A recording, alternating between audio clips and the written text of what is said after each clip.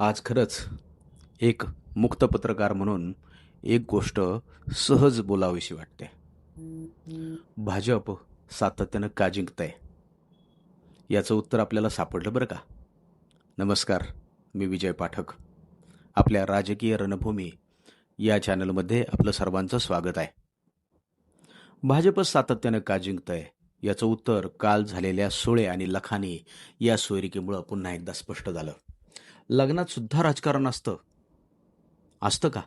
तुम्हाला वाटेल या माणसाचं डोकं फिरलंय का काय? पण थोडा धीर धरा आणि लक्ष द्या.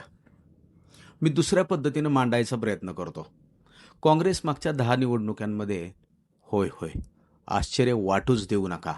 कारण काँग्रेस मागच्या 10 सार्वत्रिक निवडणुकांमध्ये एकदाही बहुमत का आणू शकलं नाही, याचं उत्तर काल लग्न झालेल्या समारंभामध्ये दिसलं. असं बघा, सुप्रियाताईंची कन्या रेवती हिच्या लग्नात सगळे हिंदू रीतिरिवाज अगदी साग्रसंगीत पार पडले. अगदी हळदी झाल्या, सीमंतपूजन झालं, मंगलाष्टका खूप छान झाल्या. अगदी सगळे विधी विधिवत झाले. रुखवताचं मात्र कळलं नाही ते होतं का नव्हतं.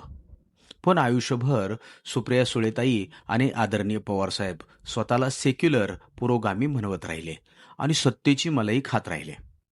मला सांगा, हे सगळे विधी कोणत्या पुरोगामी विचाराचं प्रतिनिधित्व करतात?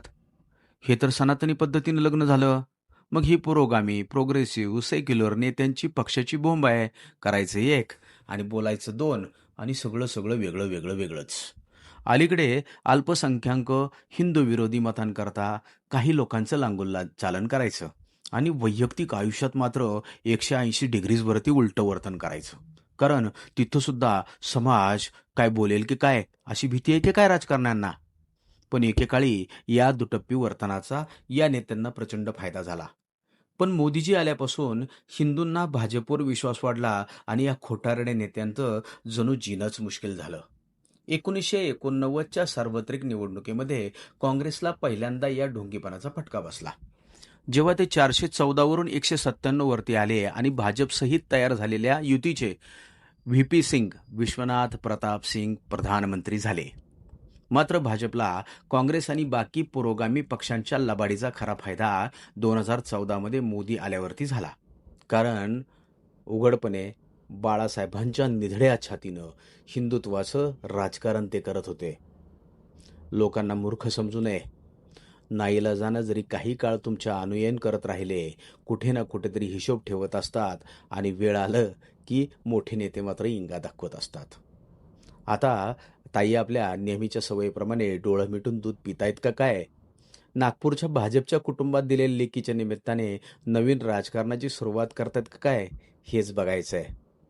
बाळासाहेबांनी जी शिकवण दिली, बाळासाहेबांनी जे हिंदुत्व दिलं, बाळासाहेबांनी ज्या पद्धतीनं मार्गक्रमण करायला लावलं, त्याच पद्धतीनं हिंदुत्वाचा अजेंडा आदरणीय नरेंद्र मोदीजी करतायत. धन्यवाद.